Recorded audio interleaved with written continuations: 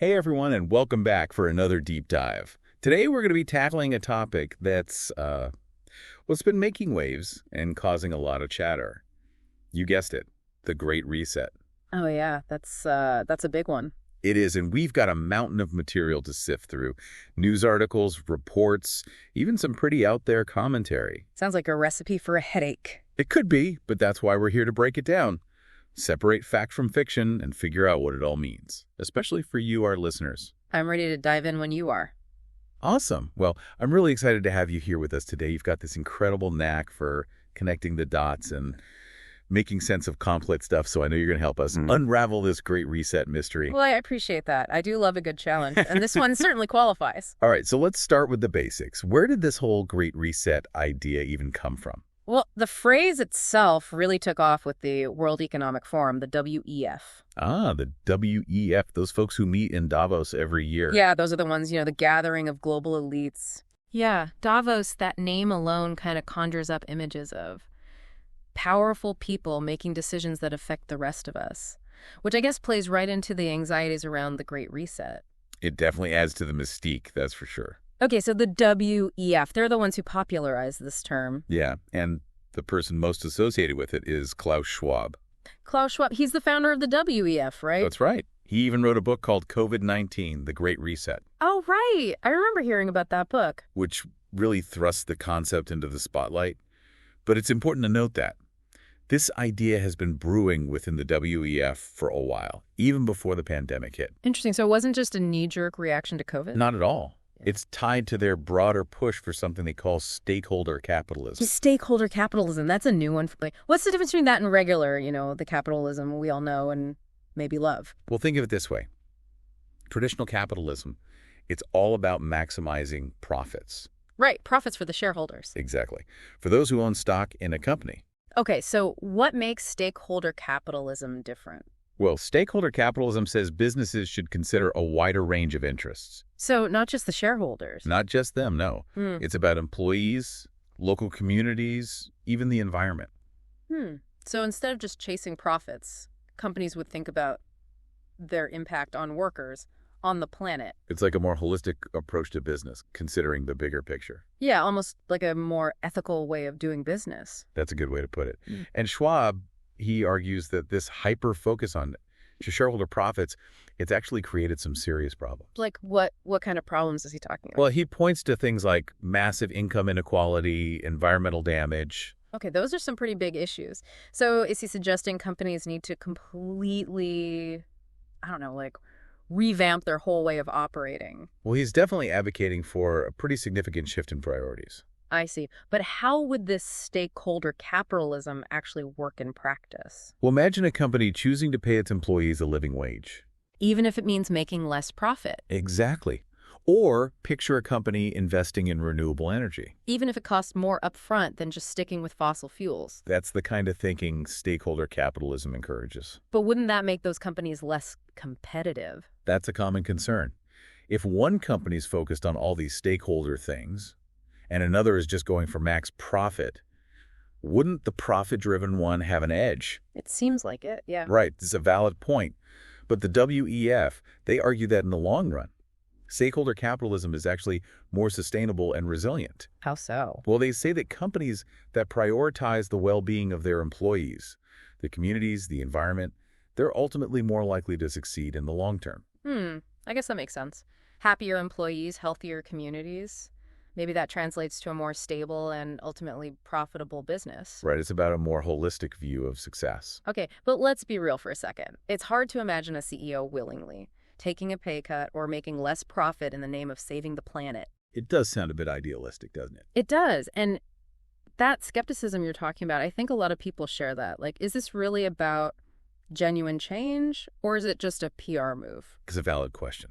And that skepticism, it's shared by a lot of folks. Some see this whole Great Reset as more about appearances than actual change, a way for corporations to seem more socially responsible without really changing how they operate. Greenwashing, basically. Exactly. Yeah. But here's where things get even more interesting. The WEF, they see the pandemic as this golden opportunity. Oh, wow. So they're actually using the pandemic to push their agenda. Well, they see it as a chance to push for these changes, to build back better, as the saying goes, with stakeholder capitalism at the core. Okay, so we've got this idea of stakeholder capitalism as a core part of the Great Reset.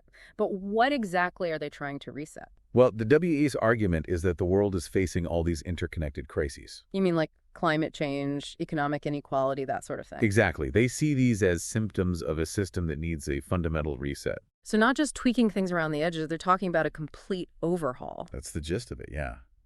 A pretty radical transformation. No wonder people are getting nervous. It's a pretty bold vision, to say the least. And one of the areas where they see the biggest need for a reset is the global economy, right? Exactly. Yeah. They argue that the current system, this endless growth and consumption, It's just not sustainable in the long run. I mean, we only have one planet, right? right, and those resources are finite. So how do they propose to fix that? What's their solution? Well, this is where it gets really interesting, and maybe a little unsettling for some. Okay, lay it on me. What are they thinking? They believe we're on the verge of what they call the Fourth Industrial Revolution. Fourth Industrial Revolution. Yeah, a period of rapid technological change driven by AI, robotics, all that jazz. AI, robotics. That does sound revolutionary, but also a little scary, to be honest. It's definitely disruptive, no doubt about that. So technology is a key piece of this puzzle. And it sounds like they're saying it could either solve our problems or make them even worse. It's a powerful tool, and like any tool, it depends how you use it. Right. A hammer can build a house or it can break a window. Exactly. And that's the crux of the matter. The WEF, they argue that we need to harness this Fourth Industrial Revolution to create a more equitable, sustainable, and resilient world.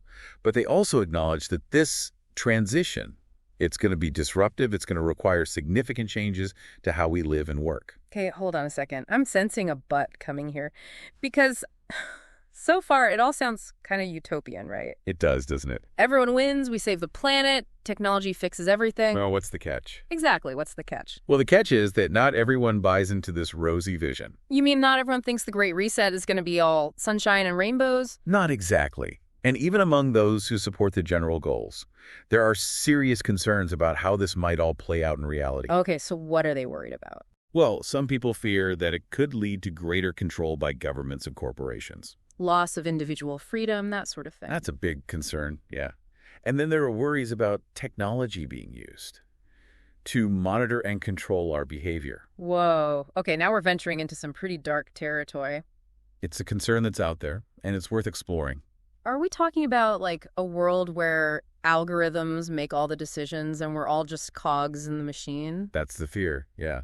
And it gets to the heart of a really important question. Who gets to decide what this reset looks like? Is it a collaborative effort, or is it something being imposed from the top down? That's a huge question, and it makes me think about who makes up the WEF. We're talking CEOs, billionaires, politicians, right? Yeah, a lot of folks with a lot of power and influence. So it's easy to see why some people would be suspicious of their motives. The optics aren't great, that's for sure. And that brings us to another layer of this Great Reset debate. Conspiracy theories. Because this whole idea of a powerful elite manipulating world events for their own benefit. Oh yeah, that's a classic conspiracy theory trope. And the WEF, with its talk of a global reset, it's become a prime target for those theories. It's not hard to see why. The whole thing has this air of mystery and intrigue. Okay, so let me recap what we've got so far. We've got this vision of a great reset, driven by stakeholder capitalism, technological disruption, and a need to address all these global challenges. Sounds about right. But we also have this undercurrent of distrust and suspicion, fueled by concerns about who's really in control and what their agenda might be. It's a complex landscape, that's for sure. No kidding. So how do we even begin to untangle all of this? Where do we go from here? Well, I think a good starting point is to look at the specific proposals being put forward by the WEF and others who are promoting this Great Reset. You mean like concrete policies and initiatives, not just vague ideas? Yeah, let's get into the nitty-gritty. Because while the overall vision might be somewhat fuzzy, they have actually outlined a number of concrete steps that they believe will help us achieve these goals. Okay, so let's get specific. What are some of the changes they're actually proposing? And what might those changes mean for our listeners, in their everyday lives? Right, let's start with one area that's already seen a lot of change, the future of work. Ah, yes. The robots are coming for our jobs. Well, the WEF acknowledges that automation, driven by AI and robotics, is going to displace a lot of jobs in the coming years. Yeah, we've all seen the headlines about robots taking over. It's a little unsettling, to say the least. So what's the WEF solution for that? Well, they propose a concept they call upskilling and reskilling. So basically, retraining workers for the jobs of the future. That's the idea, giving people the skills they need to thrive in a more tech-driven economy. Makes sense. But some critics argue that that's easier said than done, right? Right, it's a big challenge. How do we ensure that everyone has access to these training opportunities, especially those who are already disadvantaged? Yeah, and what about the jobs that just can't be automated? Like, what happens to those workers? Will there be enough new jobs created to replace the ones that are lost? Those are big questions, and to be honest, the WEF hasn't fully addressed them. That's a little concerning. It is, and it gets to a deeper issue, the potential for the Great Reset, to actually make existing inequalities even worse. So even if we solve the climate crisis and create a more sustainable economy, we could still end up with a world where a small elite controls everything. That's a valid concern, and it's one that's shared by many who are skeptical of the WES agenda. Because even if their intentions are good, the potential for unintended consequences is huge. No doubt. And that's why it's so important to have these conversations, to scrutinize these proposals, to make sure that if this Great Reset does happen, it benefits everyone, not just a select few. Couldn't agree more. So we've got potential changes to the job market. And this whole underlying tension about who's really in control. It's a lot to digest. What else is on the agenda? Well, another area that's sparking a lot of debate is the potential for a cashless society. Wait, a cashless society, like no more dollar bills? That's the idea. Everything would be digital. That sounds pretty futuristic, but also kind of scary. It definitely raises some eyebrows. So what are the downsides of a cashless society? Well, for one thing, it raises serious privacy concerns. Yeah, because every transaction you make would be trackable. Exactly. Governments and corporations could potentially monitor everything. That's a little unsettling, to say the least. And what about people who don't have access to technology or who aren't comfortable using digital currencies? That's another big concern. Would they be left behind in this digital revolution? It seems like there are a lot of potential pitfalls to consider. There are, and it highlights the need for a thoughtful discussion about the potential benefits and risks of these new technologies. Right, we can't just blindly embrace new tech without thinking about the consequences. Exactly. We need to be asking the tough questions. Okay, so we've got potential job losses, a possible shift towards a cashless society, and this whole undercurrent of anxiety about who's really calling the shots. It's a complicated picture, for sure. It is. Yeah. So how do we make sense of it all? How do we separate fact from fiction? Well, I think it's important to remember that the Great Reset isn't some predetermined outcome. It's a set of ideas, proposals, trends that are being debated and contested right now as we speak. So the future's still being written. Exactly. Yeah. And that's why it's so important to be engaged in this conversation, to scrutinize the proposals, to challenge the assumptions. Right, because it's not just about passively accepting whatever changes are imposed on us. Exactly. We have a role to play in shaping the future we want to see. I like that. So it's not just about resisting the Great Reset. It's about actively shaping it, ensuring that if it does happen, it leads to a better world for everyone, not just a select few. Couldn't said it better myself. Well, that's a great segue into our next discussion point. Now that we have a better understanding of the history and philosophy of the Great Reset, let's talk about what we can actually do about it. What are some concrete steps our listeners can take to navigate these changes and shape the future they want to see? That's a great question, and it's one we're going to tackle head on in our next segment. Stay tuned. All right, everyone, stick with us. We'll be right back after a short break. So where were we? Oh, yeah, talking about what folks can actually do about this whole Great Reset thing. Right, because it's one thing to understand the ideas, but it's another to figure out, like, what can I actually do about it? Exactly. And one of the most tangible ways this Great Reset could impact people is their money, the world of personal finance. Oh, interesting. We did touch on the idea of a cashless society before the break. Right. But there's more to it than just that. Think about how we invest our money, for example. Okay, so like stocks and bonds, real estate, that sort of thing. Traditionally, yeah, those are the go-tos. But the WEF and others are pushing for a different approach, something they call impact investing. Impact investing. That sounds kind of like investing in companies that are, I don't know, doing good in the world. That's the general idea. It's about putting your money where your values are, supporting companies that are tackling social and environmental problems. That sounds familiar. Like those socially responsible investment funds I've seen advertised? It's similar, but the WEF wants to take it much further. They envision a world where impact investing is the norm, not the exception. So like everyone's doing it. Right. And they're talking about policies that would encourage it, like tax breaks for impact investors. Oh, wow. Or even requiring pension funds to put a certain percentage into impact investment. Exactly, using government policy to kind of steer people's money in a specific direction. That's a pretty big shift. Makes you wonder who gets to decide what qualifies as a good investment. Right, it's not always clear-cut. Who sets the criteria for what's considered socially responsible? Yep. Governments, investors. It gets a little murky. Yeah, because what I consider ethical might be totally different from what someone else thinks is ethical. Exactly. And this is where things get even more interesting, I think, because the WEF's vision goes beyond just economics and technology. What do you mean? They talk about a need for a broader cultural shift, a realignment of values. What? Sustainability, inclusivity, global cooperation, that sort of thing. So it's not just changing the system, it's changing how people think. It seems that way, and that's where some folks start to get really uncomfortable. Because it raises questions about individual freedom, right? Like, how much should the government be involved in shaping people's beliefs? Exactly. Where's the line between promoting positive values and kind of imposing a worldview? It's a tough question. It is, and it reminds me of something we keep coming back to, this idea of who's really in control. Right. Because we keep talking about the WEF, but they don't exactly rule the world, do they? They don't. So how much influence do they actually have? I mean, are their ideas actually being implemented? Well, it's tough to find a country that's fully embraced the Great Reset as official policy. Okay, so no one's waving the Great Reset flag, but But you can see elements of it popping up in various places. give me an example. Well, some European countries are experimenting with universal basic income programs. UBI, right. That's definitely been part of the conversation around the Great Reset. It has, and it's seen by some as a way to address the potential for job displacement from automation, creating a more equitable safety net. Interesting.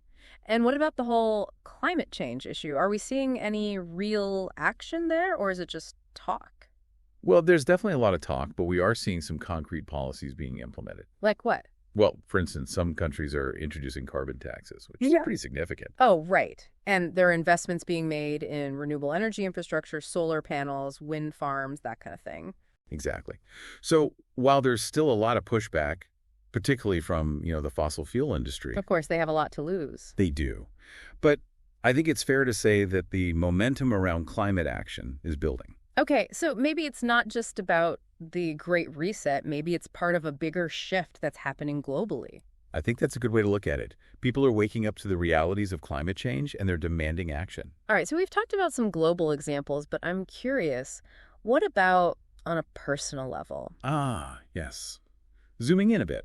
Yeah, like what can I, as an individual, actually do about any of this?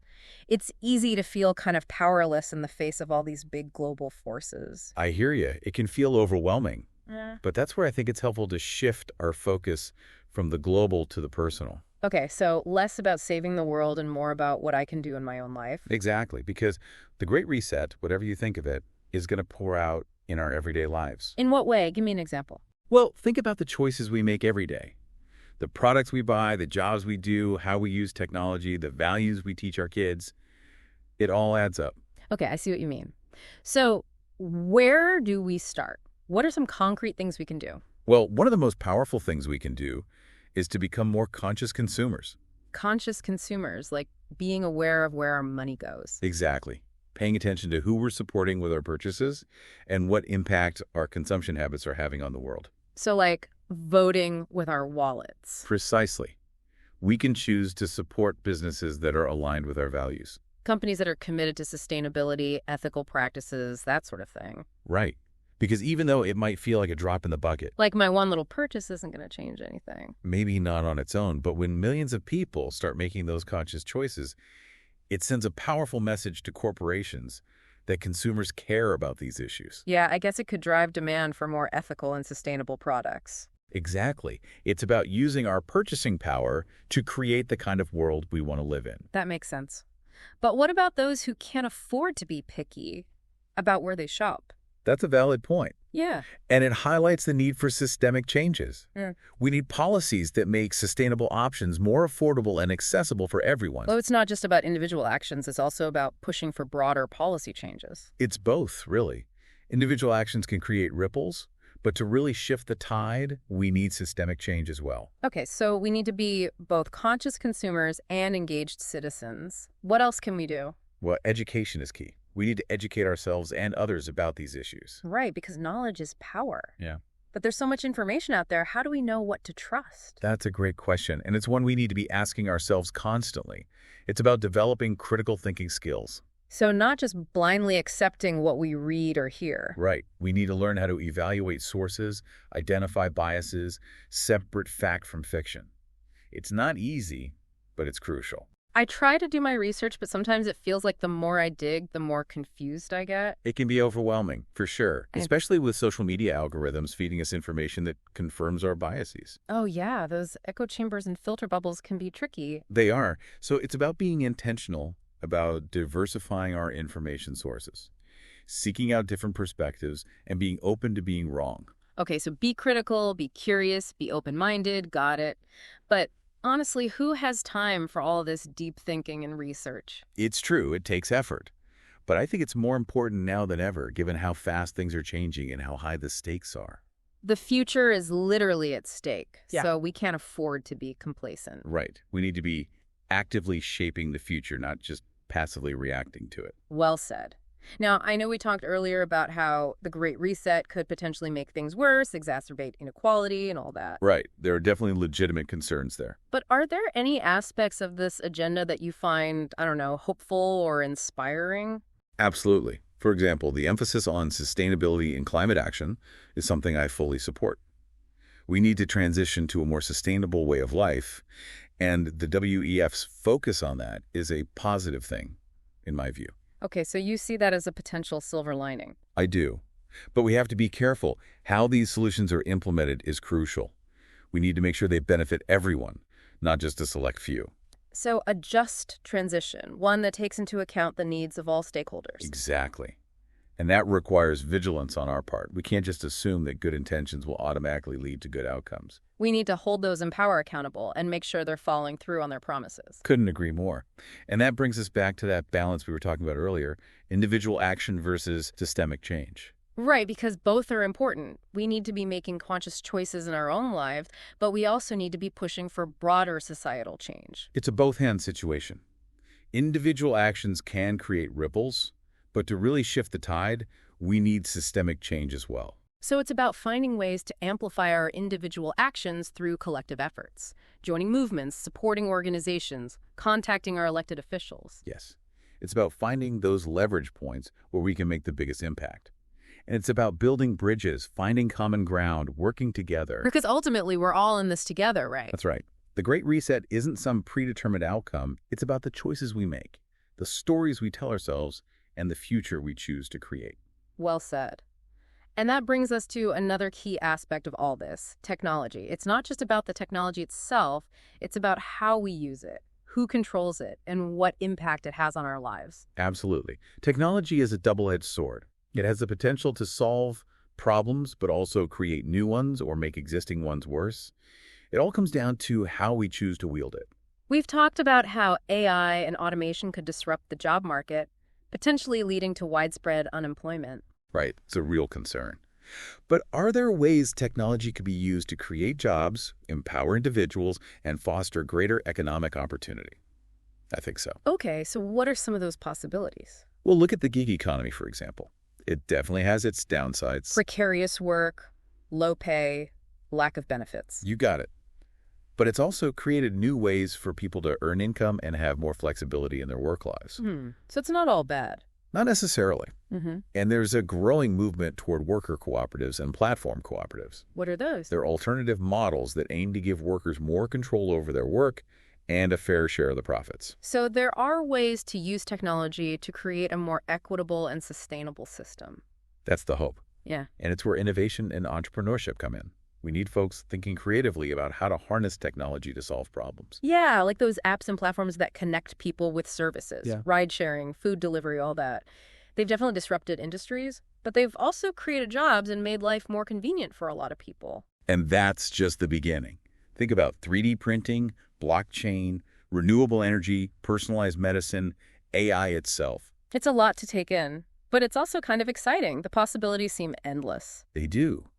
But we have to be mindful of the potential downsides, too. How do we ensure that these technologies are used ethically and for the benefit of all? Right, because technology can be used for good or for evil. It all depends on who's controlling it and how it's deployed. Exactly. We can't just passively accept whatever technological advancements come our way. We need to be actively shaping their development and use. So it's about reclaiming our agency, not just as consumers, but as citizens, as participants in this technological revolution that's shaping our world. Couldn't have said it better myself. And a big part of that is education. We need to educate ourselves and others about these technologies, their potential, their risks, the ethical considerations. I know there's a big push for STEM education, but it seems like we also need a broader conversation about the social and ethical implications of technology. Absolutely.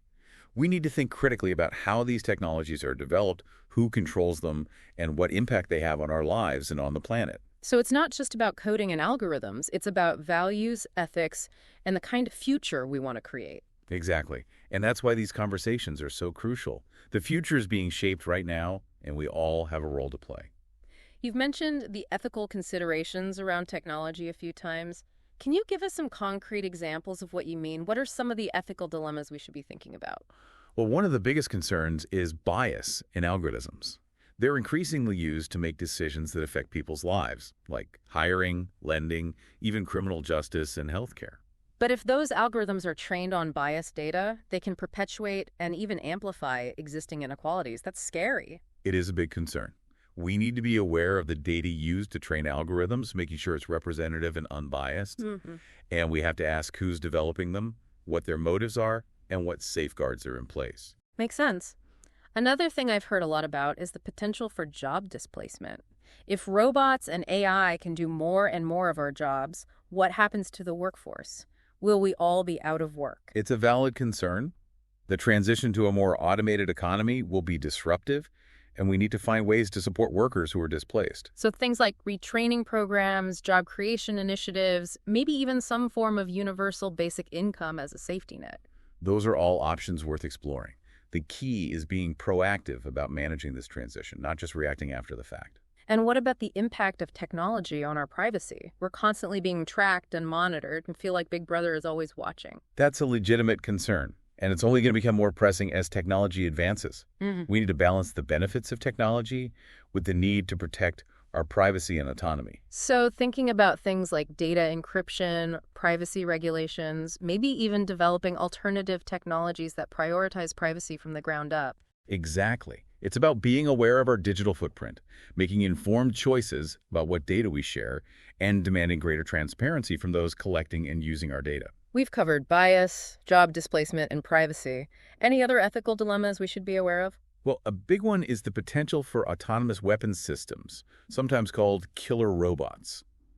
As AI gets more advanced, it's becoming more possible to develop weapons that can select and attack targets without any human involvement. That sounds terrifying, like something out of a sci-fi movie, but is that really a possibility? It unfortunately is. And there's a movement among scientists, ethicists, and policymakers to ban their development, arguing that they pose a huge risk to humanity. I can see why that would be a major concern. Machines making life or death decisions without human oversight, that's a scary thought. It is, but there's also the question of how AI can be used for good. Could it help prevent wars, promote peace, and resolve conflicts? Oh, interesting. So not just preventing the bad, but actively using AI to make things better? Right. For example, AI could analyze conflict zones, identify potential flashpoints, and help with communication and negotiation between different sides. Okay, so there's potential there. But again, who gets to decide how this technology is used? Whose values are being programmed into these systems? Those are the big questions. We need a global conversation about the ethics of AI, one that involves governments, scientists, ethicists, and the public. These aren't just technical decisions, they're moral ones with huge consequences for humanity. Wow. It feels like we've just scratched the surface here. Are there any other aspects of the Great Reset that we haven't touched on yet? What other changes might be on the horizon? Well, one area that's getting more attention is the future of healthcare. The WEF and others are talking about a shift toward personalized medicine, where treatments are tailored to an individual's genes and lifestyle. Personalized medicine, isn't that already happening to some degree, like with genetic testing and targeted therapies? It is, but the WEF envisions a much more radical transformation. A world where technology plays a central role in preventing, diagnosing, and treating diseases. So things like AI-powered diagnostic tools, wearable sensors that track our health constantly, gene editing to cure inherited diseases. Exactly. And that raises all sorts of ethical and societal questions. Who will have access to these technologies? How do we ensure they're used responsibly and fairly? What about privacy and data security? And how will these advancements change how we think about health, disease, even what it means to be human? Big questions indeed. And the pace of change is only accelerating. So how do we keep up? How do we make sense of it all and make sure we're not just swept along by these changes, but actively shaping them? That's what we're here to explore. And in our final segment, we'll delve into some practical steps we can all take to navigate this new landscape and co-create a future that works for everyone. All right, everyone, stick with us. We'll be back after a short break. Wow, we've covered so much ground in this deep dive into the Great Reset. It's a lot to wrap your head around, that's for sure. It is, no doubt about it. We've gone from the origins of the idea to its potential impact on our lives. Everything from jobs and money to health and even like what we believe in. It really is a lot, and it's easy to feel a bit overwhelmed. Like, where do we even begin to make sense of it all? It's true. There's no easy answer, no one-size-fits-all solution to this Great Reset thing. Right, because it's not like some, monolithic entity, some evil plan that's already set in stone. It's messy, it's complex, it's evolving. Exactly. It's being shaped by all these different forces: technology, the economy, politics, social movements. And let's not forget about individual choices. We've talked about being informed and engaged and all that, but ultimately, we're not just powerless pawns in this game. We have the power to make choices that shape the future. Absolutely. And that's where I think it's helpful to shift our focus from the global to the personal. Because at the end of the day, the Great Reset, whether we like it or not, it's going to play out in our everyday lives. Okay, so less about saving the world and more about what we can do in our own little corners of it. In a way, yeah. It's about recognizing that the choices we make every day, the relationships we build, the communities we create, they all contribute to the kind of future we're heading towards. So what does that look like in practice? What are some things our listeners can actually do, starting today, to navigate all this and create a future they actually want to live in? Well, one thing that comes to mind is cultivating a mindset of lifelong learning. The world is changing so fast, we have to be willing to constantly adapt and evolve. That makes sense. Like, if we're always learning and growing, we're better equipped to deal with whatever curveballs life throws our way. Exactly. And it's not just about stuffing our heads with information.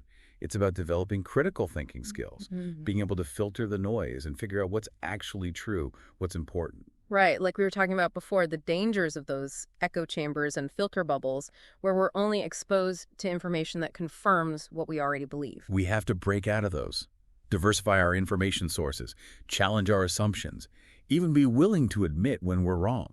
So reading books, listening to podcasts like this one, talking to people who disagree with us, basically getting out of our comfort zones. Exactly.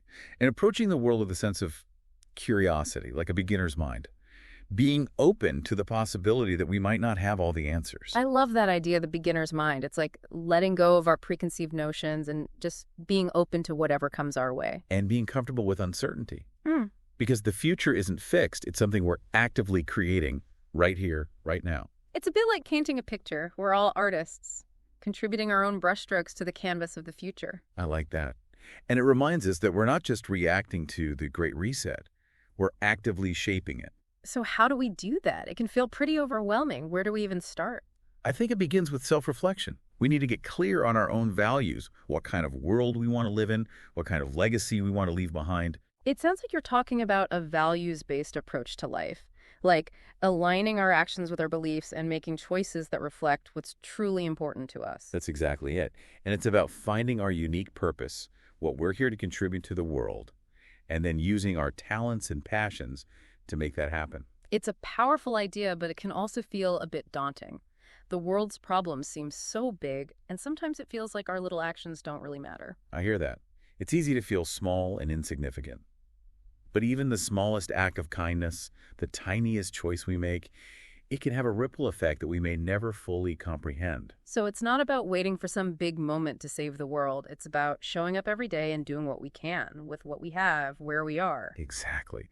And it's about recognizing that we're not alone in this. It's about connecting with others, building community, and working together to create a world that's more just, more sustainable, more compassionate. I love that. It's about recognizing our interconnectedness, the fact that we're all in this together. And it's about finding joy in the journey, celebrating the wins, learning from the setbacks, and never giving up hope that a better future is possible. Well said. I think that's a perfect note to end on. It's been a fascinating and thought-provoking deep dive. I know I've learned a lot, and I hope our listeners have too. The pleasure was all mine. And for everyone listening, I encourage you to keep exploring these ideas, share your thoughts with others, and join the movement for a more conscious and compassionate world. It's a journey worth taking. And until next time, keep diving deep.